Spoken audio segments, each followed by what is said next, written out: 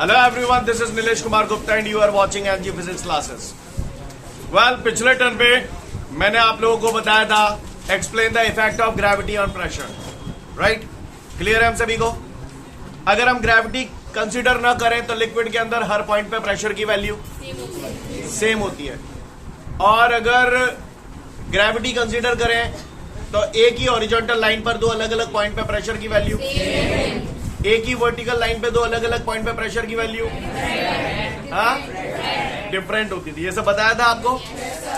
अच्छी बात है। सिलिंड्रिकल कंटेनर है, एक लिक्विड के अंदर रखा हुआ है, उसका ए पॉइंट जो है वो टॉप पर है फ्री सरफेस पे, तो एच डेप्थ पे प्रेशर कितना होता था?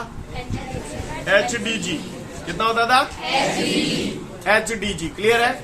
एच क्या है यहाँ पे? एच डेप्थ थी, डी क्या था?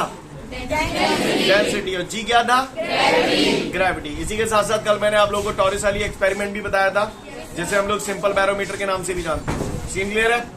सिंपल बैरोमीटर से कल हम लोग एटमॉस्फेरिक प्रेशर कैलकुलेट कर रहे थे, और एटमॉस्फेरिक प्रेशर जो सॉल्व कर आके आया था हमारा, that was P is equal to H D G. Yes और नो? सीन क्लियर है सभी को? किसी को कोई दिक्कत? तो हम लोग यहाँ तक सारी बातें समझते हैं। इसके बाद हमारे सामने अगला क्वेश्चन है, डिफाइन एटमॉस्फेरिक प्रेशर। रेडी? तैयार है हम लोग? चलिए देखते हैं। एटमॉस्फेरिक प्रेशर की अगर मैं बात करूं तो करूं? एटमॉस्फेरिक प्रेशर की अगर बात की जाए तो आप बताओ, तुम्हारी चांद में एयर का कॉलम है, यानी तुम्हारी चांद के ऊपर एटमॉस्फेयर है। जैसे ये आप हो तो आपके ऊपर ये एयर का कॉलम है, तो ये एयर कॉलम आपकी चांद पे जितना फोर्स अप्लाई कर रहा है पर यूनिट एरिया, उसी को हम लोग बोलते हैं एटमॉस्फेरिक प्रेशर। क्लियर? तो थोड़ा सा अच्छे ढंग से देखते हैं सिस्टमैटिकली, लेकिन सिस्टमैटिकली देखने से पहले हम सभी लोग ये जानते हैं कि प्रेशर का जो फॉर्मूला होता है that is force upon area. Atmosphere आप लोग समझते हो सभी लोग? एटमॉस्फेयर देखिएगा इधर, प्रेशर का फॉर्मूला हम सब लोग जानते हैं फोर्स अपॉन एरिया, राइट? किसी भी डेफिनेशन को बनाने के लिए चीजों को 1 मान लिया करते हैं, स्टार्टिंग से मानते चले आ रहे हैं। अगर एरिया 1 मीटर स्क्वायर रख दूं तो P is equal to F upon 1। Clear है? एरिया 1 मीटर स्क्वायर रखा हुआ है, इसे यूनिट एरिया नहीं बोल सकता। किसी भी जगह यूनिट वर्ड बोला जा रहा है, इसका मतलब होता है 1। क्या मतलब होता है? 1। रेडी? तो चलिए देखते हैं। ये साडी अर्थ है। क्या है? अर्थ। अर्थ के चारों तरफ एटमॉस्फेयर है। Clear? The blanket of air around the earth is called atmosphere. का फिर से बोलो। The blanket of air around the earth is called atmosphere. ठीक है, आगे बढ़ते हैं। ये जो अर्थ है ना, ये जो अर्थ है, इस अर्थ के सर, अब भैया अर्थ दिखाने के लिए तो आपको ऐसे गोल दिखाई गई है, लेकिन आज तक आपने कभी महसूस की कि अर्थ गोल होती है? आपको तो चपटी सी दिखाई देती है। सही बोल रहा हूं ना? तो ये मैंने अर्थ के सरफेस पे एक प्लॉट ले लिया जिसकी लंबाई भी एक है, चौड़ाई भी एक है, तो मुझे बता सकते हैं इसका एरिया कितना हो जाएगा? अगर इसकी लंबाई भी एक है, चौड़ाई भी एक है, तो इसका एरिया कितना हो जाएगा? 1 मीटर स्क्वायर हो जाएगा। तो इसका एरिया मैंने 1 मीटर स्क्वायर ले लिया, तो इस 1 मीटर स्क्वायर एरिया पे ये एयर का कॉलम कहीं ना कहीं फोर्स अप्लाई करेगा। क्लियर है? सही बोल रहा हूं? यस और नो? ये जो एयर का कॉलम है, ये यूनिट एरिया पे जितना फोर्स अप्लाई करता है that is called atmospheric pressure. नहीं है बात समझ? लिसन एवरीवन, कोई पूछे एटमॉस्फेरिक प्रेशर होता है क्या है, तो आप उसे बोलेंगे the force exerted by the air on the earth surface per unit area is called atmospheric pressure. Clear? Again I repeat, the force exerted by the air, clear? Or you can say the force exerted by the atmosphere per unit area on the surface of the earth is called atmospheric pressure.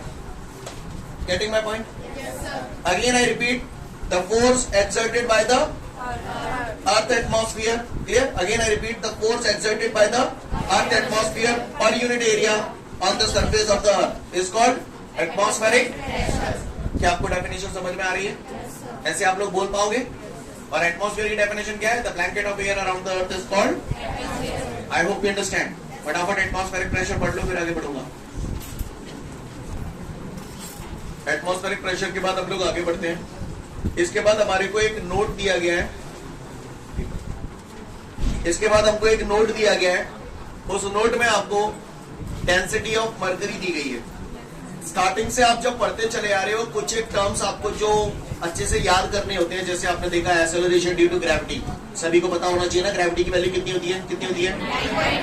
आपने देखा पिछले चैप्टरों में gravitational constant, gravitational constant को capital G से denote करते हैं। पता है ना आपको इसकी वैल्यू कितनी होती है। ये कुछ एक कांस्टेंट टर्म्स है जो हमें याद ही करने पड़ते हैं। तो कुछ एक टर्म्स हमें डायरेक्ट एज इट इज याद रखने होते हैं, जिसमें से ये दो आपको दिए हैं इस नोट में, जिसमें से एक है डेंसिटी ऑफ मर्करी। कल आपने सिंपल बैरोमीटर का जो एक्सपेरिमेंट किया था, उसमें कंटेनर के अंदर आपने क्या भरा था, मर्करी। क्लियर। मर्करी की डेंसिटी कई बार न्यूमेरिकल्स जब आपको आएंगे तो वो आपको जरूरी नहीं है मर्करी की डेंसिटी दे, उस टाइम पे वो आपको याद होनी चाहिए न्यूमेरिकल्स में अप्लाई करने के लिए। क्लियर। डेंसिटी ऑफ मर्करी होती है 13.6 into 10 to the power 3 kilogram per metre cube. कितनी होती है density of mercury? Density of mercury is 13.6 into 10 to the power 3 kilogram per metre cube. Clear. और डेंसिटी ऑफ वाटर जो होती है, water की भी डेंसिटी आपको पता होनी चाहिए, that is 1000 kilogram per metre cube. ये एमकेएस सिस्टम है। सीजीएस सिस्टम पे अगर हम बोलेंगे तो ये हो जाती है 1 ग्राम पर सेंटीमीटर क्यूब। अच्छे से याद होनी चाहिए, न्यूमेरिकल्स में यूज में आएगी बात में। क्लियर है। आपको मालूम है मरकरी कैसा होता है? वो तो होता है, लेकिन मरकरी पॉइजनस होता है। आपको मालूम है जहरीला होता है मरकरी। कभी खाया आपने? आके देख लेना कभी। लिसन, मरकरी जहरीला होता है, कोई खाएगा तो मर जाएगा, तो उसकी तेल भी होगी, है ना? सही बोल रहा हूं? शायद याद हो जाए, मरकरी की जो डेंसिटी होती है 13, और ये भी 13, 10 की पावर 3 चूतिया बनती है, पर शायद काम बन जाए। क्लियर। समझ में आ रही बात? तो density of mercury 13.6 into 10 to the power 3 kilogram per metre cube. Water की डेंसिटी कितनी होती है? 1000 किलोग्राम पर मीटर क्यूब। 1000 भी लिख सकता हूँ, या इससे सिंपली 10 की पावर 3 भी लिख सकता हूँ। इस एमकेएस को सीजीएस सिस्टम में कन्वर्ट करेंगे, किलोग्राम को ग्राम में कन्वर्ट करेंगे, और मीटर को सेंटीमीटर में कन्वर्ट करेंगे, तो ये आ जाएगा 1 ग्राम पर सेंटीमीटर। क्लियर। दोनों वैल्यू चकाचक याद होनी चाहिए, इस्तेमाल में आएंगे। बढ़ जाऊंगा आगे, तो वही नोट में लिखा है, फटाफट पढ़ लो, फिर आगे बढ़ूंगा। इसके बाद हमारे सामने अगला क्वेश्चन है, डिफाइन स्टैंडर्ड एटमॉस्फेरिक प्रेशर। क्या? हाँ, define standard atmospheric pressure. Standard atmospheric pressure क्या होता है ये मैं आपको बताऊं। आप बताओ, तो शादियों की सीडी वीडी आपने देखी है? हाँ, कभी पुरानी कैसेट वगैरह, कैसेट का तो जमाना गया, सीडी वगैरह आप लगा के देख लेते होगे, देखी क्या कभी? हाँ, तो देखी होगी। तो वहां पे डेट वेट लिखी आते हैं कहा, बातें कहा पता बच जाते हैं। ये बंदा फलाने दिन शहीद हुआ था, सही बोल रहा हूँ ना? ये सर नो पता चलता है ना? डेट सबूत होती है उस वक्त का कि भैया ये घटना, ये दुर्घटना फलाने दिन घटी थी। ये सर नो सही बोल रहा हूँ? पिक्चर देखते हो? पिक्चर का एक सीन बता रहा हूँ आपको, ठीक है? एक लड़का और एक लड़की दोनों भाग जाते हैं और भाग के शादी कर लेते हैं। और जब वो शादी करते हैं तो लड़की लड़के से पूछती है कि एक बात बताओ, ऐसे हमने शादी तो कर ली, तो लेकिन इस शादी को मानेगा कौन? तो लड़का बड़े स्टाइल में बोलता है, ये नदियां, पंछी, है ना, ये हवाएं, ये गवाह है हमारी शादी का। यस और नो? ऐसा क्यों बोल रहे हैं वो कि ये हवा, ये पंछी, ये नदियां, ये सूरज, ये गवाह है? क्यों? क्योंकि जिस मोमेंट पे ये घटना हुई थी उस वक्त ये लोग मौजूद थे। यस और नो? जो बोला समझ में आया? Similarly standard atmospheric pressure, standard atmospheric pressure जब ये मेजर किया गया था, कल मैंने आपको टॉरस वाली एक्सपेरिमेंट पढ़ाया था, किसी बच्चे ने मुझसे पूछा भी था कि सर ये स्टैंडर्ड एटमॉस्फेरिक प्रेशर हमेशा 76 सेंटीमीटर पे क्या क्या हो? उन्होंने मुझे पूछी थी शायद, मेरे ख्याल से, पता नहीं आपने से किसने पूछा था। तो मैंने कहा जवाब आएगा, समय आएगा तब मैं दूंगा। आज वो समय आ गया। जब ये एक्सपेरिमेंट किया गया था तो जाहिर सी बात है कहीं ना कहीं तो किया गया होगा ना, सी लेवल पे किया गया। कहाँ किया गया? सी लेवल पे किया गया। और उस टाइम एनवायरमेंट का जो टेम्परेचर था दैट वाज 0 डिग्री सेल्सियस। कितना टेम्परेचर था? 0 डिग्री सेल्सियस टेम्परेचर पर था और सन की अर्थ के रिस्पेक्ट में जो लोकेशन थी वो 45 डिग्री लैटिट्यूड पर थी। क्लियर? ये ज्योग्राफिकल लोकेशन होती है। यानी 0 degree Celsius temperature 45 degree latitude पर सी लेवल पर 76 सेंटीमीटर मरकरी हाइट का जो प्रेशर होता है उसको हम लोग बोलते हैं स्टैंडर्ड एटमॉस्फेरिक प्रेशर। यानी कहने का तात्पर्य यह, आप लोग जो स्टैंडर्ड एटमॉस्फेरिक प्रेशर केमिस्ट्री में बार बार आप यूज करते होगे 76 सेंटीमीटर ऑफ मरकरी, ये आपको उसने क्या दिया है? ये आपने जो सिंपल बैरोमीटर एक्सपेरिमेंट कल पढ़ा था उसमें केवल हाइट दी है। कितनी हाइट दी है? 76 सेंटीमीटर। अब उस हाइट से हमें क्या हासिल हो जाता है मालूम है? जो आपको केमिस्ट्री में बार बार बोला जाता है atmospheric pressure 76 centimetre of mercury, ये है क्या? ये तो एक्चुअली हाइट होती है, ये कोई प्रेशर थोड़ी होता है। लेकिन इस हाइट से प्रेशर निकल जाता है। कैसे निकल जाता है उसको समझो, क्योंकि हमने कल अपने पढ़ा था एटमॉस्फेरिक प्रेशर होता है HDG। बोलो भैया। तो हाइट उसने 76 सेंटीमीटर ऑफ मरकरी दे दी, तो हाइट 76 सेंटी 10 की पावर -2 हो गया, मीटर में कन्वर्ट कर लिया। बोला भैया। डेंसिटी आपने क्या लिक्विड यूज किया था सिंपल पैरामीटर में? मरकरी की डेंसिटी कितनी होती है? 3। और जी ग्रेविटी होती है, इसकी वैल्यू होती है 9.8। जो पूरी कथा जब आप सॉल्व करते हो तो ये आ जाता है 1.013 इंटू 10⁵ न्यूटन। समझ में आ रही है बात? 1.01। अब जाने का फर्क है, इसको अगर मैं सिंपल 1 लिख दूं तो का जो फर्क बच जाएगा यहाँ पे 1.01 अप्रोक्सीमेटली 1 ही तो हुआ। बोलो भैया। अब 10⁵ का 1 से मल्टीप्लाई करूं देंगे तो कौन सी तोप चल जाएगी? नहीं है मेरी बात समझ में? और ये बात आज से 2-3 दिन पहले आपने पढ़ा था 10⁵ न्यूटन पर मीटर स्क्वायर बराबर होता है 1 बार। ये एटमॉस्फेरिक प्रेशर है। नहीं है मेरी बात समझ? सीन क्लियर है? मेरा कहने का तात्पर्य है 0 degree Celsius temperature 45 degree latitude पर 76 सेंटीमीटर हाइट वाले मरकरी कॉलम का जितना प्रेशर होता है that is called standard atmospheric pressure. यानी जब ये 76 सेंटीमीटर हाइट आई थी मरकरी कॉलम की, उस वक्त सराउंडिंग कंडीशंस क्या थी? क्या थी उस वक्त सराउंडिंग कंडीशन? एनवायरमेंट का टेम्परेचर 0 डिग्री सेल्सियस था। क्लियर? लैटिट्यूड एंगल कितना था? 45 डिग्री। समझ में आ रही? और ये कहां पर किया गया था? सी लेवल पे। अब तुम जो सोचो कि कभी भी ये एक्सपेरिमेंट किसी और जगह करोगे तो 76 सेंटीमीटर ही आएगा एटमॉस्फेरिक प्रेशर, तो क्या ये जरूरी है? नहीं है जरूरी। समझ में आ रही है? उसमें वेरिएशन हो सकता है। अब वेरिएशन का ऐसा ना कि हमें दुनिया बहुत जरूरत से ज्यादा वेरिएशन होगा, थोड़ा बहुत वेरिएशन हो जाएगा। आपको मेरी बात समझ में आ रही है?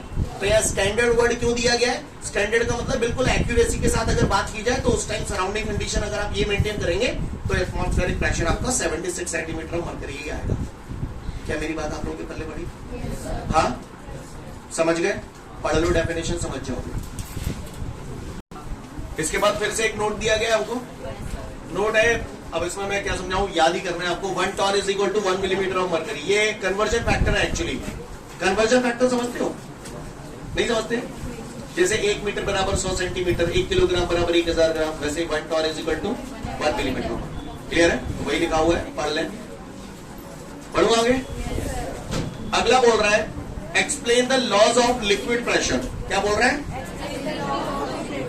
जोर से बोलो। फिर से बोलो। Explain the laws of liquid pressure. तो गौर से देखिएगा, देखे कौन सा बतावेगा मुंह पे थी। अच्छा एक बात बताओ, कल मैंने आपको इतना सब कुछ बताया, आपको याद है? बताना जरा मुझे, देखे कौन सा बताओ। ये कंटेनर है, ये इसके अंदर लिक्विड भरा है। यहां से H डेप्थ पर एक मच्छी है। सीन क्लियर है? तो मुझे बता सकते हो ये कितना प्रेशर एक्सपीरियंस करेगी? जोते बोलो।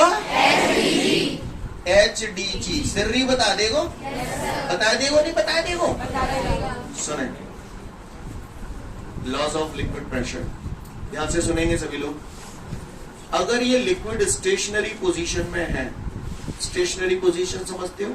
रेस्ट पोजीशन, इसके अंदर किसी प्रकार का कोई मूवमेंट नहीं है, तो एक ही हॉरिजॉन्टल लाइन पर दो अलग अलग पॉइंट पे प्रेशर की वैल्यू जानते हो आप पहले से, है ना? लिक्विड के फ्री सरफेस है, इसको फ्री सरफेस बोलते हैं, जो टॉप मोस्ट लेयर होती है उसे फ्री सरफेस बोलते हैं। आपको मालूम है इसे फ्री सरफेस क्यों बोलते हैं? नहीं मालूम? घर में तुमने सुनी होगी कई बार बड़ों को जो नीचे मोड़ा तो हमारे यहाँ फ्री है, 24 घंटे डोल गई तक तो है। सही बोल रहा? किसी को आज तक कभी गिलास में पानी पिलाया है? किसी ने भट्टी पिया हुआ है? पानी पिलाया है? गिलास है, हाँ हाँ गिलास है, गिलास में पानी है। क्या है?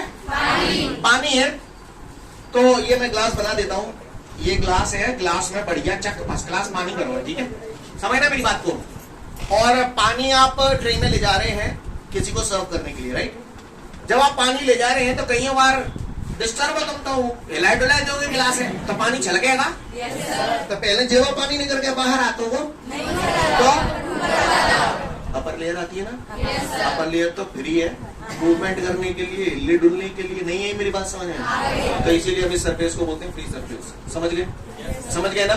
लिक्विड की टॉप मोस्ट लेयर जो होती है that is known as free surface. Free surface इसलिए बोलते हैं क्योंकि वो मूव करने के लिए इंडिपेंडेंट होती है, कि नीचे वही सरफेस लेगी जहां में लिक्विड होगी। समझ गए ना? समझ गए? फ्री सरफेस क्यों बोल रहे हैं? बोल रहा है, बोला है नहीं हुआ है? क्लियर है? बढ़ जाऊँ आगे? आइयों ने देखी कौन सा बताओ मुंह पे? ये जो फिश है ना, ये अर्थ नहीं है कमीनो, लिक्विड के फ्री सरफेस से कितनी डेप्थ पर है? एच डेप्थ पे है। तो इस पॉइंट पर प्रेशर की जो वैल्यू है वो डेप्थ के डायरेक्टली प्रोपोर्शनल है, इनवर्सली प्रोपोर्शनल है? पक्का? अच्छा, यहाँ पर इस पॉइंट पे जो प्रेशर है वो लिक्विड की डेंसिटी के डायरेक्टली है, इनवर्सली है? पक्का? अच्छा, क्या मैंने जो सुनी है कि जैसे गिलास ऐसो है, जहाँ में अगर पानी डाले हो या लिक्विड डाले हो तो वो ऐसा ही शेप बना लियो, जैसा शेप हो वो जैसे बना लियो। लिक्विड अपना लेवल खुद ढूंढ लेता है, liquid seeks its own level, वो अपना लेवल खुद से ढूंढ लेता है, जैसा शेप होता है वैसा बन जाता है। बन जाता है, नहीं बन जाता है? क्लियर? तो ये सारे लॉज हो गए लिक्विड प्रेशर के। फिर से बता दो फटाफट फुर्ती में, एक ही हॉरिजॉन्टल लाइन पे दो अलग अलग पॉइंट पे प्रेशर सेम होता है। प्रेशर और डेप्थ डायरेक्टली, प्रेशर और density directly, liquid six it's own level, liquid अपना लेवल खुद ढूंढ लेता है, जैसे कंटेनर में जाता है वैसा ही शेप ले लेता है। ले लेता नहीं ले लेता? और लो फटाफट। नेक्स्ट क्वेश्चन है हम लोग के सामने, डिफाइन कोहेसिव फोर्स। दो टाइप के फोर्स होते हैं एक्चुअली, कोहेसिव फोर्स होता है, एक एडहेसिव फोर्स होता है। दोनों एक साथ बताऊंगा, एक ही शॉट में समझाऊंगा, इसलिए ध्यान से सुन लेना। फोर्स तो तेल लेने, पहले मुझे बात बताओ,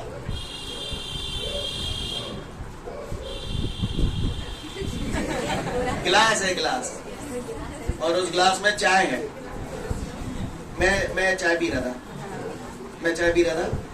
तो तुमने कही सर अच्छी वाली चाय में तुमने कही सर साहब में इतने करने कैसे, वो गुस्से में ले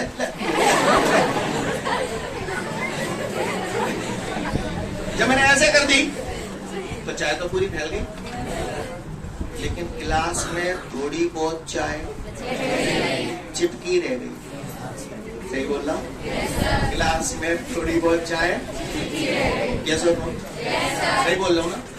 तो जो गलत कह दी मैंने, आपको मालूम होगा शायद आपने केमिस्ट्री में पता नहीं पढ़ा है कि नहीं पढ़ा है, डोंट नो, लेकिन मरकरी होती है, मरकरी को आप ऐसे हाथ में लो, लिक्विड फॉर्मेट में होती है, अब आप उसे ऐसे फेंको तो वो मरकरी की एक क्वालिटी होती है कि वो आपके हाथ से बिल्कुल भी चिपकती नहीं है। सुना है कभी? ना सुना तो वो बात बनाने में सुना रहा हूँ। क्लियर? मरकरी कभी आप अपने हाथ में लेना, ठीक है, और किसी को ऐसे फेंकना, तो वो मरकरी आपके हाथ से चिपकती नहीं है कभी भी। लेकिन चाय लेके ऐसे फेंक दूं तो चिपक जाएगी, पानी लेके ऐसे फेंक दूं तो चिपक जाओ। बोलो पानी जिस ग्लास से फेंका जा रहा है उस ग्लास के सरफेस को गीला कर देता है, लेकिन मरकरी जिस ग्लास में से फेंकी जा रही है, क्या वो मरकरी उस ग्लास के सरफेस को गीला करती है? तो बात आती है, ऐसा क्या हो जाता है कि मरकरी ग्लास के सरफेस को गीला नहीं करती लेकिन वाटर ग्लास के सरफेस को गीला कर देता है? What is the reason behind that? Issue समझ में आया? क्या है मुद्दा समझ में आया? नहीं आया? तो आइए देखते हैं, गौर से देखिएगा सभी लोग, ये देख रहे हो आप?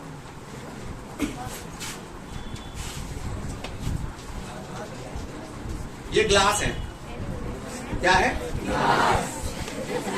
जो है ये ये कांच का ग्लास है। काय का ग्लास है? कांच का ग्लास है। तो ये काहे का अणु है? कांच का अणु? काय का अणु है? काय का मॉलिक्यूल है? कांच का, ग्लास का मॉलिक्यूल, कांच का अणु।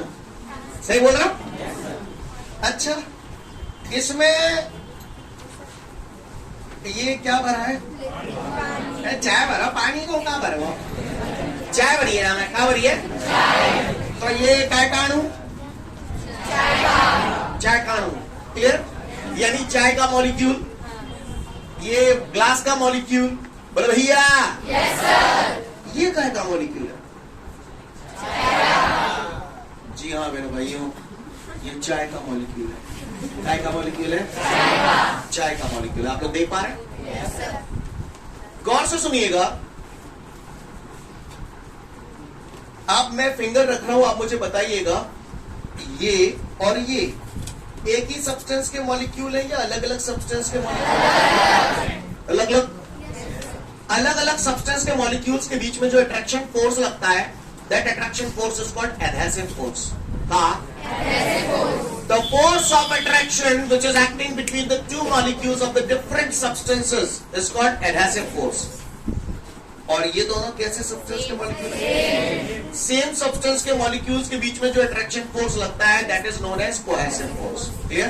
किसी पट्टे ने अगर हमसे पूछ लिया कि काय फलाने व्हाट इज कोहेसिव फोर्स, तो उसे बोलना the force of attraction which is acting between the two molecules of the same substance is called cohesive force.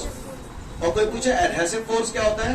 The force of attraction which is acting between the two molecules of the different substances is called adhesive force. Clear? जब मैं लगता कौन के ले रहे हैं? जब बीच वाएगी, क्योंकि ये वाला मॉलिक्यूल इसे अपनी तरफ खींचने की कोशिश कर रहा है। अभी आप ही ने बोला अट्रैक्शन फोर्स, तो ये मॉलिक्यूल इसे अपनी तरफ खींचने की कोशिश कर रहा है, और ये वाला मॉलिक्यूल ये इसे अपनी तरफ खींचने, तो बोल में खींचाता नहीं, चल रही है। चल रही है ना? चल रही?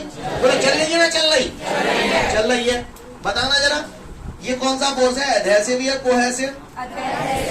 एडहेसिव। ये वाला कोहेसिव। गिलास का है को है ये?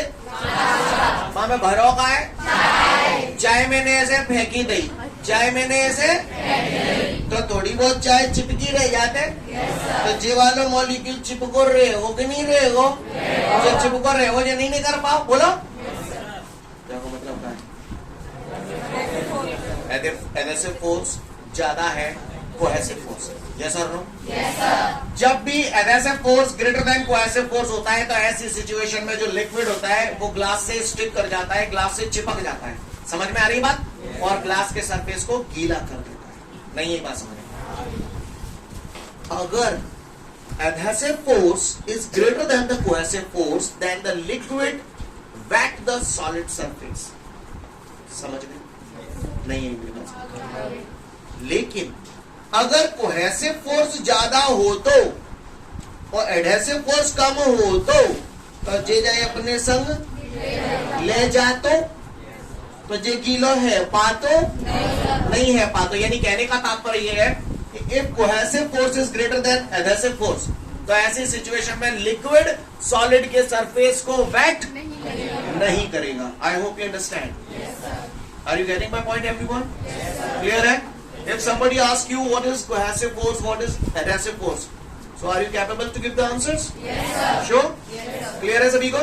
The force of attraction which is acting between the two molecules of the same substance is called cohesive force, and the force of attraction which is acting between the two molecules of the different substance is called adhesive force. Hope you understand. Yes, sir. अब आप ही बता दो, mercury खांस से चिपकती क्यों नहीं है? क्योंकि वहां पर cohesive force is greater than adhesive force. Clear? पानी ग्लास से चिपक के जाता है। तो आई होप यू अंडरस्टैंड। फटाफट कोहेसिव फोर्स एडहेसिव फोर्स पढ़ लो, फिर आगे बढ़ूंगा।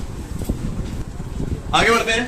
लिसन एवरीवन, क्या बता रहा था? टॉपिक स्टडी क्या क्वेश्चन? नेक्स्ट क्वेश्चन है इसके बाद हमारे सामने, डिफाइन मॉलिक्यूलर रेंज। रेंज समझते हो? है?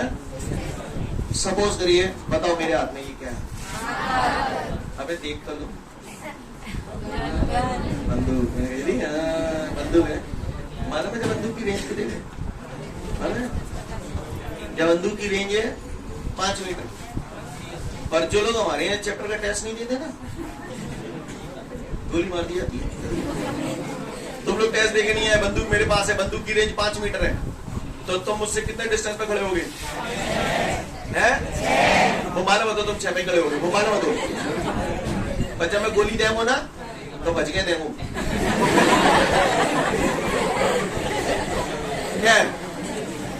रेंज समझते हो? जैसे मेरा बंदूक का रेंज 5 मीटर है, तो तुम ठहरे से आने 6 मीटर पे खड़े गए। क्लियर? कि माना में गोली लगेगी नहीं। सही बोल रहा हूं?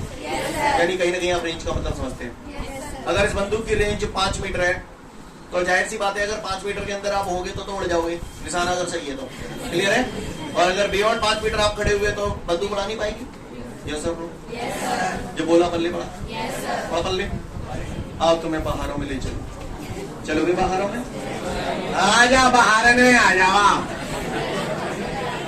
दिस इज पानी, लिक्विड। आप लोग जाइए अभी से करो। लिसन एवरीवन, ये लिक्विड के अंदर ये मॉलिक्यूल है। बोलो बोलो नहीं भाई? कहा है ये? काय को? लिक्विड का मॉलिक्यूल है। काय का मॉलिक्यूल है? लिक्विड का ये जो मॉलिक्यूल है ना, इस मॉलिक्यूल, ध्यान से सुनिएगा, ध्यान से सुनिएगा। अच्छा मुझे एक बात बताओ यार, ये जो वर्ड हम बोलते हैं ना इन्फ्लुएंस, इसका मतलब क्या होता है? अच्छा, प्रभाव। आप जानते हो इन्फ्लुएंस का मतलब प्रभाव है ना? आओ, ये मॉलिक्यूल आप देख रहे हो, इस मॉलिक्यूल को मैं सेंटर मान लूं, ठीक है, और इसके चारों तरफ मॉलिक्यूलर, चलो गोली मारो, ये मॉलिक्यूल है। किसी ने मुझसे पूछा मॉलिक्यूलर रेंज होती क्या है? मॉलिक्यूलर रेंज होती क्या है? तो मॉलिक्यूलर रेंज वो मैक्सिमम डिस्टेंस है। सपोज करो वो मैक्सिमम डिस्टेंस इतनी है, तो इसका मतलब ये हुआ अगर ये मॉलिक्यूलर रेंज है, तो इस रेंज में जितने भी वाटर के मॉलिक्यूल होंगे वो इस सेंटर वाले मॉलिक्यूल पर अट्रैक्शन फोर्स लगाएंगे। क्लियर? समझ में आ रही बात? जैसे ये मॉलिक्यूलर रेंज के बराबर डिस्टेंस पे है, तो इसका मतलब यहाँ पर जितने भी वाटर मॉलिक्यूल होंगे बीच में, वो सब इस सेंटर वाले मॉलिक्यूल पे अट्रैक्शन फोर्स लगाएंगे। समझ में आ रही बात? चारों तरफ मॉलिक्यूलर रेंज के बराबर डिस्टेंस लेकर मैंने ये स्फीयर बना दिया। क्या बना दिया? स्फीयर। मेरी बात को समझने की कोशिश करिएगा। ये वाटर मॉलिक्यूल जो है वो लिक्विड के अंदर है, लिक्विड के अंदर है, तो ये सर्कल शेप है, ये स्फीयर है, स्फीयर है। ध्यान देना, मेरी बात को समझने की कोशिश करिएगा आप लोग। जैसे ये मॉलिक्यूल है, तो मॉलिक्यूलर रेंज के बराबर डिस्टेंस इधर ले ली, मॉलिक्यूलर रेंज के बराबर डिस्टेंस इधर ले ली, इधर भी तो ले सकता हूं लिक्विड के अंदर। 3D पिक्चर है, समझने की कोशिश करिएगा। इधर भी है, इधर भी है, इधर भी है, इधर भी है, बोलो। तो चारों तरफ क्या बन जाएगा? This is known as sphere of influence. Molecular centre को, सॉरी, किसी भी मॉलिक्यूल को सेंटर कंसीडर करते हैं और मॉलिक्यूलर रेंज को रेडियस कंसीडर करते हैं। अगर ऐसा करके चारों तरफ अगर कोई स्फीयर ड्रॉ किया जाए तो इसे बोलते हैं स्फीयर ऑफ इन्फ्लुएंस। अब इसकी कहानी क्या है कि इस स्फीयर ऑफ इन्फ्लुएंस के अंदर जितने भी वाटर मॉलिक्यूल होंगे वो इस सेंटर वाले मॉलिक्यूल पर अट्रैक्शन फोर्स लगाएंगे, and vice versa.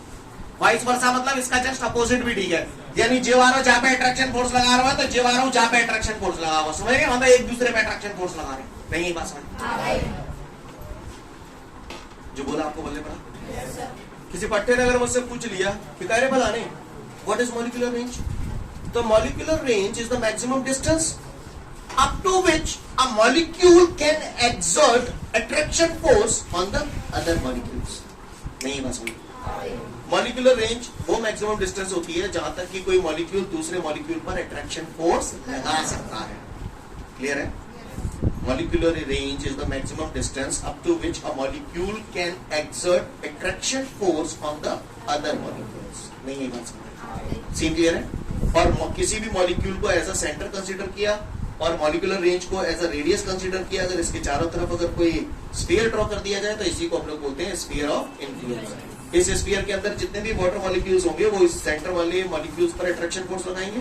Clear? And vice versa. को मॉलिक्यूल अगर यहाँ पे है तो वो क्या सेंटर वाले मॉलिक्यूल पर अट्रैक्शन फोर्स लगा पाएगा, क्योंकि ये मॉलिक्यूलर रेंज के बियॉन्ड जा रहा है। समझ में आ रही है? यूजुअली जो मॉलिक्यूलर रेंज होती है दैट इज 10 एंगस्ट्रॉम। कितनी होती है? 10 एंगस्ट्रॉम। कुछ लोग इसे 10 एंगस्ट्रॉम लिखते हैं और कुछ लोग इसे ये भी लिख सकते हैं, देख लो आप, 10 एंगस्ट्रॉम भी बोलते हैं, या फिर मैं इसे ऐसे भी तो लिख सकता हूँ। एंगस्ट्रॉम कितना होता है? 10 to the power -10 मीटर। इस पे 10 पे पावर कुछ नहीं है तो 1, और हमें मालूम है बेस सेम होती है तो पावर ऐड हो जाती है, तो 10 की पावर -9 मीटर भी लिख सकता हूँ। समझ में आ रही है मेरी बात? ये याद रखना थोड़ा आसान है, इसलिए ऐसे याद कर लेना तो ज्यादा बेहतर है। कहानी समझ में आ रही है? तो मैं उम्मीद करूं कि हम लोग मॉलिक्यूलर रेंज और स्फीयर ऑफ इन्फ्लुएंस दोनों समझ चुके हैं। समझ चुके हैं ना? समझ चुके हैं? 1 से 2 मिनट का समय दिया, फटाफट पढ़ लो। इसके बाद हमारे सामने अगला क्वेश्चन है, डिफाइन सरफेस फिल्म। क्या वो बात बताओ यार, तुम इतना सब कुछ समझ गए। आपने बोला मॉलिक्यूलर रेंज 10 एंगस्ट्रॉम होती है, 10 एंगस्ट्रॉम। ये 10 एंगस्ट्रॉम कोई बहुत बड़ी लेंथ है, बहुत छोटी, इट इज वेरी चिंचुनी, राइट? सही बोल रहा हूं ना? 10 एंगस्ट्रॉम जो थिकनेस होगी वो आपको लगता है ना बहुत कम होगी या बहुत ज्यादा होगी? बहुत कम होगी। समझ गए? अगला क्वेश्चन मुझसे कह रहा है, डिफाइन सरफेस फिल्म का। जी हाँ, सरफेस फिल्म कोई तोप नहीं है, this is the top most layer of the liquid. जो यार मैंने फ्री सरफेस बताई थी वही सरफेस फिल्म है। इधर देखिएगा, ये लिक्विड भरा हुआ है, तो this is the top most layer of the liquid, है ना? और इस लेयर की जो थिकनेस है वो मॉलिक्यूलर रेंज के बराबर है। काय के बराबर है? मॉलिक्यूलर रेंज के बराबर, यानी इसकी थिकनेस कितनी हुई? 10 एंगस्ट्रॉम, और इसी को ही हम लोग बोलते हैं सरफेस फिल्म। क्लियर? जब भी कोई लिक्विड रेस्ट पोजीशन में होता है तो इसकी टॉप मोस्ट लेयर जो होती है, clear, top most layer with thickness equal to molecular range is known as surface film. Clear? कोई भी लिक्विड किसी कंटेनर में भरा हुआ है तो उसकी जो टॉप मोस्ट लेयर होती है और उसकी थिकनेस मॉलिक्यूलर रेंज के बराबर होनी चाहिए, तो उतनी लेयर को हम लोग क्या बोलते हैं? Surface film. क्लियर है? समझ में आ रही है मेरी बात? हाँ, पढ़ लो, समझ जाओ।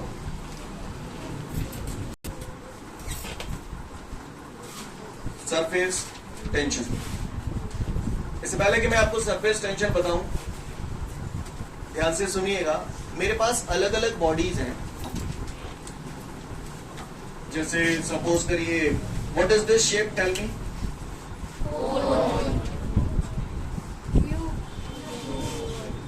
समझ गए ना?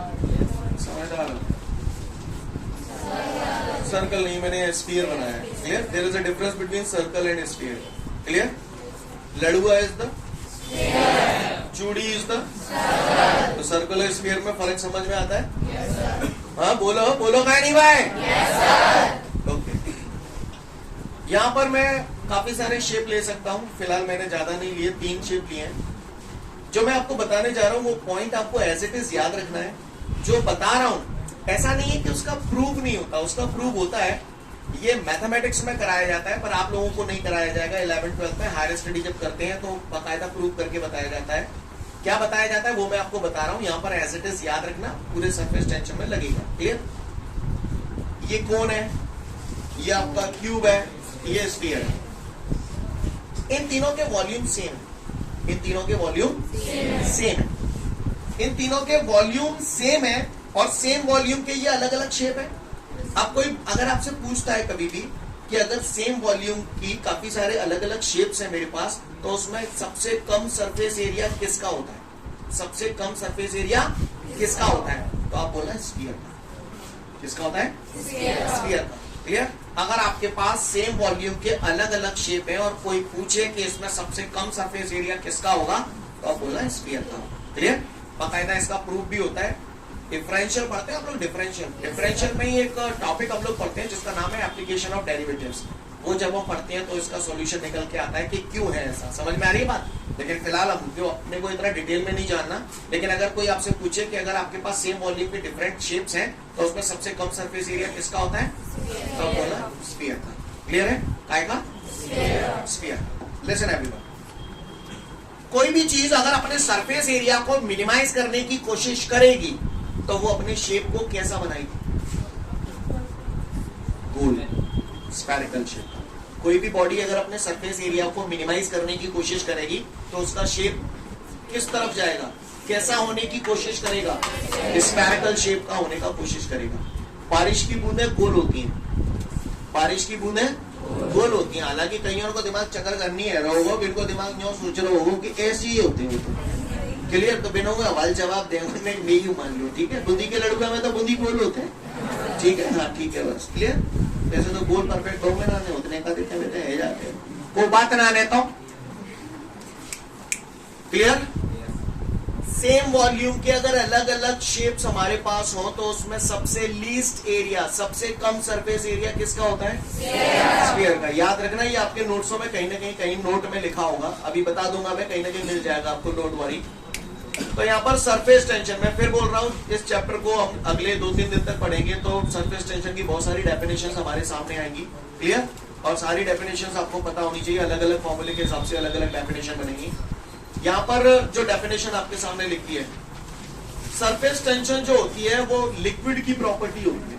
Surface tension is the property of the liquid, और ये प्रॉपर्टी ऐसा ये कहती है कि सरफेस टेंशन की वजह से कोई भी लिक्विड जो होता है वो अपने सरफेस एरिया को हमेशा मिनिमाइज करने की कोशिश करता है। The property of the liquid due to which it always try to occupy the minimum surface area is called surface tension. Clear? Again I repeat, किसी ने पूछा सरफेस टेंशन क्या होता है, तो आप बोलना surface tension is the property of the liquid due to which it always try to occupy the minimum surface area. आनी समझ में आ रही है? क्लियर? सरफेस टेंशन किसी लिक्विड की एक ऐसी प्रॉपर्टी होती है जिसके कारण वो अपने सरफेस एरिया को हमेशा मिनिमाइज करने की कोशिश करती है। जो मैंने बोला आपको पल्ले पड़ा, क्लियर? फिर से बोल रहा हूं, सरफेस टेंशन लिक्विड की एक ऐसी प्रॉपर्टी होती है जिसके कारण वो अपने सरफेस एरिया को हमेशा मिनिमाइज करने की कोशिश करती है। Clear? Again I repeat, surface tension is the property of the liquid due to which it always try to occupy the minimum surface area. इसके कुछ एक एग्जांपल्स हम लोग देखते हैं, ट्राई टू अंडरस्टैंड एवरीवन। ना you will not try, right? क्योंकि time हो गया आपका, तो आगे कल पढ़ेंगे। डेफिनेशन तो पढ़ लो, डेफिनेशन तो पढ़ लो, डेफिनेशन पढ़ लो, पूछे हो भाई, पूछे हो। ठीक है, तो फिर आज के लिए पर्याप्त है, फिर मिलते हैं। Thank you.